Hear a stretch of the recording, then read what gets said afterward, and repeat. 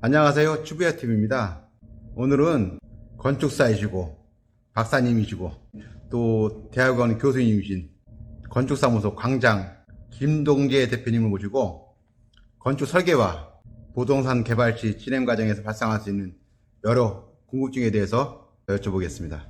대표님 안녕하세요. 예, 안녕하십니까. 네. 예.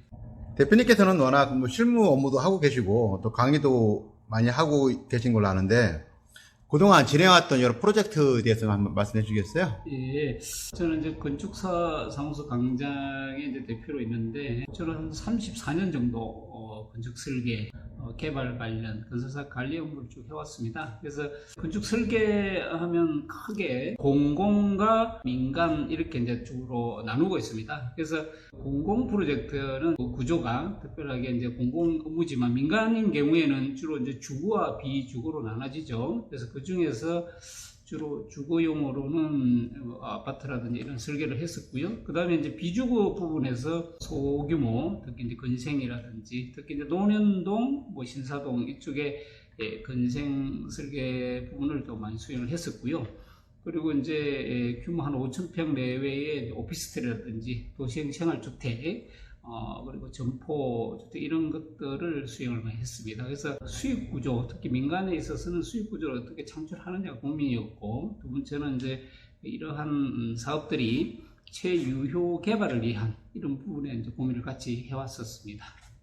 네. 지금 저 시장이 부동산 경기도 좀 많이 침체를 겪고 있고 하는데 건축 시장도 뭐 자재값이라든가 이렇게 해서 좀 만만치 않은 것 같은데 건축 시장 최근 동향은 어떻습니까? 보시기에는? 그렇습니다. 저희도 이제 시장 상황에 민감할 수밖에 없는데요. 건축을 하기 위해서는 우선 이제 인허가라는 절차를 밟아야 되는데, 우선 건축주 입장, 특히 이제 토지를 보유하거나 또 개발사 입장에서는 분양성을 고민할 수밖에 없죠. 그러다 보니까 재료라든지 인건비 상승 이런 이제 요소도 있고요. 그 다음에 이제 금리 상승 부분, 이러한 부분들이 겹치다 보니까 분양성에 관한 문제, 특히 우리가 개발 사업 같은 경우는 분양성 부분과 또 이제 보유부지 개발, 임대 사업 이런 것들을 나눠졌는데, 현재 시장 자체가 조금 냉각되고 있는 이런 분위기 같습니다. 그래서 현실적으로 저희가 설계를 진행하거나 또 인허가 절차를 하다가 중지되고 있는 사례도 있고요.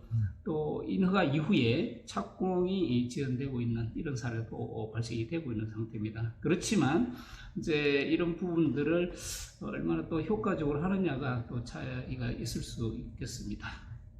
그 수익 분양성, 이렇게 수익이 이제 안 나오니까 네, 그렇습니다. 검토 단계 하다가 예. 그렇게 되는 거죠? 그렇습니다. 그러면 분양하신다 그러면 PF 대출도 안 일어나나요? 그렇습니다. 지금 아시다시피 정권사나 제2금융권 중심으로 정부에서 금융감독원에서 최근에 PF에 대한 중지, 금지 행태의 어떤 조치도 왔었고요. 그 다음에 이제 금융권 자체가 이제 엑시트할 수 있던 이런 금융 조달이 이제 어려워지다 보니까 현실적으로 PF가 좀 어려운 상태로 접어들었습니다. 그래서 대규모, 특히 이제 민간 사업적 업무라든지 대규모 개발 사업인 경우에도 이제 발주 물량이 지연되거나 현재 거의 수독되어 있다고 보시면 될 것 같고요. 그래서 이런 토지를 직접 개발을 하기 위해서는 이제 자기 자본 좀 여유가 있거나 이런 경우를 제외하고는 현재 사업의 속도가 좀 지연되고 있는 그런 실태로 보여집니다. 네. 그 분양 쪽 말고 설계 쪽, 일반 건축주들이 제일 많이 하는 질문이 어떤 건가요?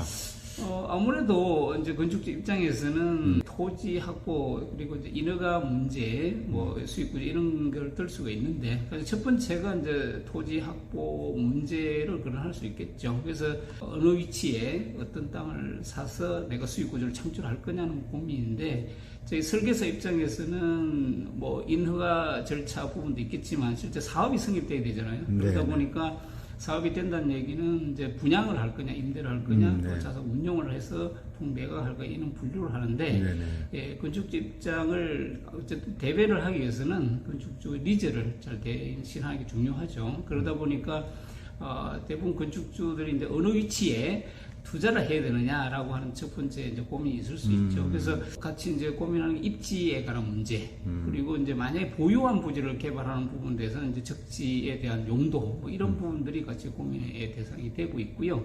지금처럼 금융 조달이라든지 경기 여건이 나쁠 때는 건축주 입장에서 이제 어느 시기에 사업을 해야 되느냐 하는 부분도 이제 같이 고민이 되고 있는 상태입니다. 네. 그래서 대표님께서는 이제 특히 이제 정부의 정책 부분을 많이 고려를 해야 된다 말씀을 하셨던 것 같은데, 그렇습니다. 그 중에서 어떤 쪽을 많이 뭐 개발 계획 같은 걸 말씀하시는 건가요? 그렇습니다. 지금 이제 우리가 부동산 개발하면 이제 가장 유심히 봐야 될 게 정부의 정책 방향이라 보여지는데요. 특히 이제 금융에 대한 금리 부분도 굉장히 중요할 뿐만 아니라 장기 발전 계획에도 굉장히 관심이 높다고 볼 수 있겠습니다. 그래서 국토 기본 계획이라든지 도시 기본 계획 수립에도 민감한 영향이 있는데요. 지금처럼 이제 주거 부분에 대한 뭐 250만 원 플러스 알파 이렇게 대책이 나왔을 때 실제 수요층과 공급에 대한 이런 정책 방향과 실제 우리가 투자하려고 하는 부분이 어떻게 결부되느냐 이런 부분이 이제 예민할 수밖에 없습니다. 그래서 정부의 정책뿐만 아니라 시, 특히 서울시라든지 이런 지자체의 정책 흐름도 면밀하게 봐야 되는 부분이 부동산 개발의 하나의 중요한 체크 포인트다 이렇게 볼 수 있겠습니다. 그럼 이제 규모별로 체크할 부분이 다를 수가 있는데, 낮게는 뭐 꼬마 빌딩이 한 40평대부터 7, 80평대까지 꼬마 빌딩이 구입니까? 예, 그렇습니다. 그쪽부터 해서 이제 분양하는 것까지 볼 수 있는데, 규모별로 체크 포인트가 어떤 게 있을까요? 주로 우리 꼬마 빌딩 하면은 뭐 한 토지를 따지면 한 100평 내외. 그렇게 되면 우리가 주로 꼬마 빌딩이 들어가는 자리가 주거지역 중에서도 2종 위주로 들어가잖아요. 그러면 건폐율 60에 200% 하면은 한 200평 내외가 되겠죠. 이제 그 정도 범위라는 게 실제 우리 주거용으로 보면 660제곱미터 기준으로 보고 있잖아요. 그러면 이제 그게 실제 200평 범위가 다세대 다가구 이런 범위죠. 그래서 주거용인 경우는 이제 그렇게 보지만 아무래도 건생인 경우는 한 500평 범위로 보고 있고요. 그래서 주로 복합 기능, 뭐 밑에 점포가 들어가고 주거를 하든 상업을 복합시켜 이런 시설이 되겠죠. 그래서 소규모 개발을 경우에 이런 흐름하고, 그 다음에 이제 정부 정책이나 방향에 따라서 준주거라 그러죠. 네. 오피스텔이라든지 도생 뭐 이런 경우도 있을 수 있고요.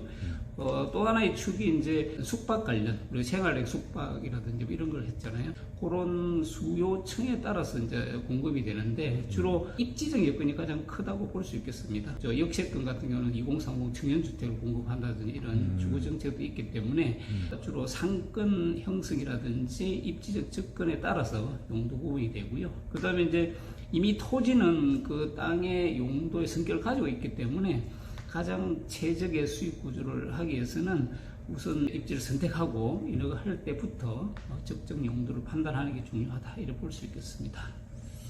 그럼 최근 들어서 아파트도 그렇지만 그 꼬마 빌딩에 대한 관심이 워낙 많아져가지고 단독이 지금 거의 뭐 씨가 마르고 예.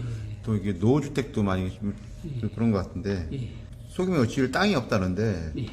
대표님께서는 꼬마 빌딩 많이 건축 의뢰도 받으셨고 그렇습니다. 진행도 되고 계신 거라는데, 관련한 꼬마 빌딩 동향하고 예. 관련한 그 조언 좀 해주실 게 뭐 있을까요? 예, 이제 꼬마 빌딩 하면 지금처럼 뭐 한 50억 내외, 그리고 규모로 따지면 한 200평 내외 이 정도 될 텐데, 우선 이제 꼬마 빌딩 자체의 토지 확보가 가장 중요하잖아요. 그래서 네. 이제 토지를 최근에 이제 SH 같은 경우 매입 임대주택 같은 경우가 이제 비슷한 경우입니다. 다세대 다가오고 이제 임대 사업이기 때문에 그 경우에 연간 한 5천호 이상을 공급을 하다 보니까 굉장히 많은 토지에 수요가 발생이 되어 있는 상태잖아요. 그래서 민간 사업자 입장에서 이런 꼬마 빌딩을 계획을 잡고 어느 위치를 선정을 해서 한다면은 사전에 대비하는 게 굉장히 중요하다 이렇게 볼 수 있겠습니다. 그래서 적정 토지를 하면 적정 위치에 도로가 접해야 되고, 또 그 도로가 4m 도로에 2m 이상 적도를 해야 되다 보니까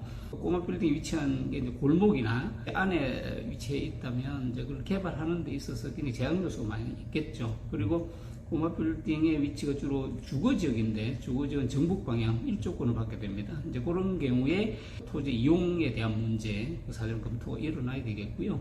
그리고 수요층도 보면 꼬마 빌딩이 실은 면적 단위당 뭐 주거라든지 복합 기능을 어떻게 결합하느냐가 또 입지와도 연관이 많이 있습니다. 그래서 그런 사항들이 앞으로는 소형 건축 위주의 어떤 투자라든지 개발 방향은 지속적으로 늘어날 거로 보여집니다. 그렇지만 그 토지의 적정 위치를 찾는 것은 실제로 굉장히 많이 발품이라고 그러죠. 많은 노력이 또 필요하기도 하고요. 그래서 약간 경사지라든지 도로에 접해 있는 어떤 주요한 토지를 하기 위해서는 많은 전문가들과 어떤 상의도 필요하고요. 그 다음에 적정 수익 구조를 위한 유효 개발도 굉장히 필요한 그게 꼬마 빌딩의 특징이다 볼 수 있겠습니다.